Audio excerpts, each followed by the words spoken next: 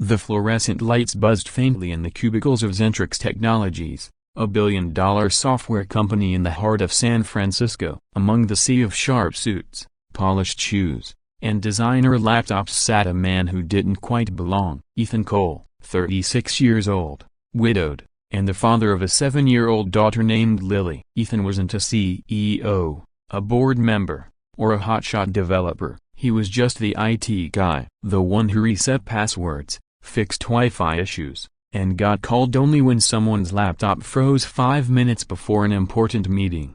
No one remembered his birthday, no one asked about his daughter, and certainly, no one thought he mattered to the empire that was Zentrix. But Ethan carried something inside him that no one else did, a quiet fire, born from tragedy, fatherhood, and a relentless belief that kindness and truth mattered, even in a world obsessed with power and profit.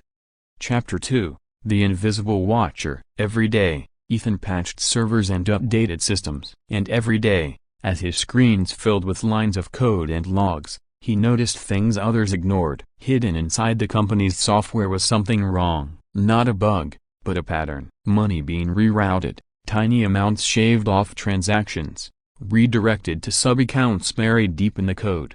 It wasn't an accident. It was deliberate. Billions of dollars moved through Zentrix's platforms daily. A few cents skimmed here, a dollar there, enough to build a shadow fortune. Ethan realized he was staring at corporate theft on a massive scale. He told himself to look away. "You're just an IT guy," his supervisor's voice echoed in his mind. "Your job is to keep the systems running, not play detective." But then he thought of Lilia, her innocent smile, her belief that her dad was a hero. Could he look her in the eyes if he ignored this? Chapter 3, The Dismissal. One Friday morning, Ethan gathered courage and went straight to the chief financial officer, a woman named Victoria Steele. "Ma'am," he began carefully, "I think there's something in the code you should see. Funds are being siphoned." Victoria didn't let him finish. She smirked. "Ethan, you're just an IT guy. Stick to your job. Leave the finances to people who understand them." Her words were sharp, final, dismissive. But as Ethan walked back to his cluttered little office, he caught something in her eyes. Fear. That's when he knew she was in on it. Chapter 4, The Decision. Ethan wrestled with himself all weekend. Should he stay silent and keep his job, or risk everything by exposing the truth? On Sunday night, Lily found him at the kitchen table, his laptop open, his face pale. "Daddy, are you sad?" she asked softly. He forced a smile. "No, sweetheart. I'm just thinking about how to do the right thing." Her reply was simple, childlike, but it pierced his heart. "You always say heroes do the right thing even when it's scary." That was it. The moment he decided. Ethan wasn't just going to expose the fraud. He was going to prove that one IT guy could change everything. Chapter 5, The Code That Spoke. Over the next 2 weeks, Ethan worked in secret. Late nights after Lily went to bed, he built a script that would scan every single transaction in Zentrix's system, trace the hidden accounts, and generate undeniable proof. But he didn't stop there. Ethan added something more: a simple, powerful line of code. It created a failsafe. If anyone tried to delete or cover up the fraud, the data would automatically copy itself to global servers, major news outlets, and government regulators. It was his insurance, his shield. When the code was ready, Ethan whispered to himself, "All right, let's see if one IT guy can shake the giants." Chapter 6, The Confrontation. Monday morning, a board meeting was in full swing. Executives in expensive suits debated profits, expansions, and stock prices. Ethan walked in uninvited, laptop in hand. Mr. Cole, the CEO, Richard Morgan, frowned. "This isn't your place. We're in the middle of Ethan plugged his laptop into the projector. The room fell silent as lines of code filled the giant screen, then transformed into charts, graphs, and a map of stolen funds leading to private offshore accounts. Gasps, murmurs, anger. Finally, CFO Victoria Steele shot up from her seat. "This is absurd. He's just an IT guy. He doesn't understand what he's showing you." But the CEO's eyes narrowed as he studied the data. "No, Victoria," he said coldly. "I think he understands perfectly." Chapter 7, The Collapse of Greed. The fallout was immediate. Regulators stormed in. News outlets picked up the story within hours. Zentric's stock dipped. But something more powerful happened. The public saw a company willing to clean house. Victoria was arrested. Several board members resigned. And the CEO made a bold move. He promoted Ethan, not to some cushy executive title, but to head of ethics systems integrity. You saw what none of us wanted to see, Richard told him. And you had the courage to act. From now on, this company is going to be built on people like you. Ethan blinked, overwhelmed. For the first time, he wasn't invisible.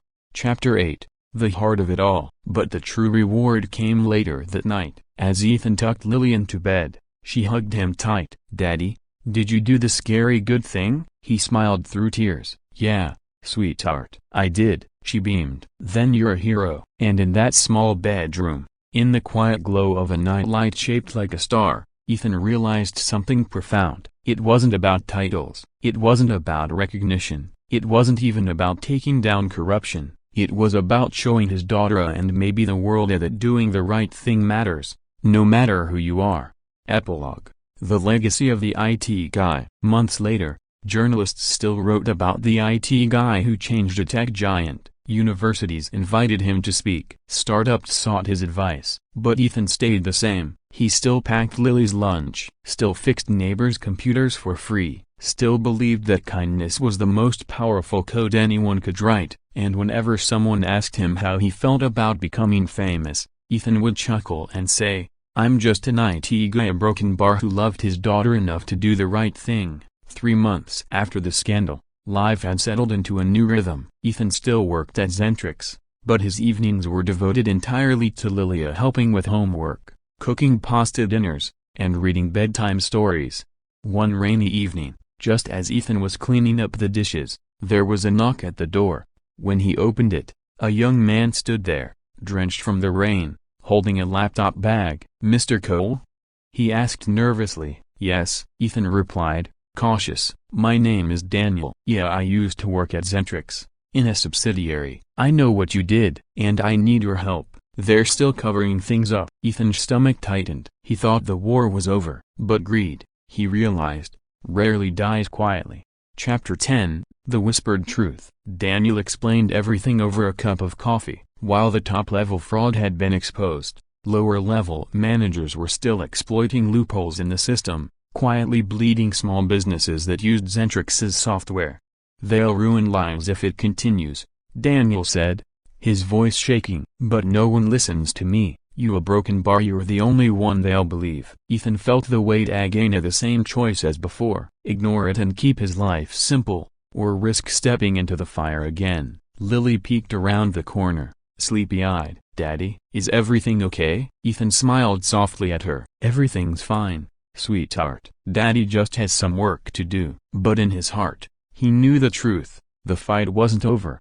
Chapter 11. The Choice of Integrity. The next day, Ethan sat with his laptop, staring at blank code. He could build another program, expose another layer of corruption. But this time, he wasn't alone. He reached out to Daniel and a small circle of trusted employees, people who still believed in fairness. Together, they began building a watchdog system, co-designed not just to expose fraud, but to prevent it entirely. It wasn't about punishing wrongdoers anymore. It was about creating a culture where greed couldn't hide. And deep down, Ethan realized he wasn't just protecting a company, he was building a future where Lily could grow up believing that truth mattered.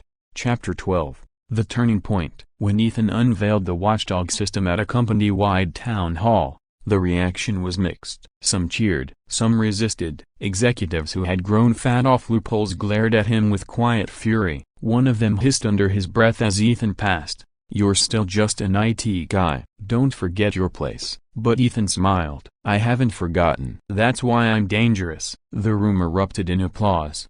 Chapter 13. A Father's Promise. That night, as he tucked Lily into bed, she asked, "Daddy, why do you always fight the bad people?" He kissed her forehead gently. "Because one day, sweetheart, you'll live in this world without me, and I want it to be a little kinder when you do." Her little hand squeezed his. "Then I'll help you, Daddy. When I grow up, I'll fight too." And for the first time, Ethan felt something bigger than victory. He felt legacy. Epilogue 2, More Than an IT Guy. Years later, people wouldn't remember the exact code Ethan wrote. They wouldn't recall the technical details or the names of the corrupt executives. What they remembered was this: that one man, dismissed as just an IT guy, chose courage over silence. That one father showed his daughter that integrity isn't outdated. That one act of kindness set off a chain reaction that changed not only a company, but lives. Because sometimes, the smallest voices carry the loudest truths. And sometimes, being just an IT guy is more than enough to change the world.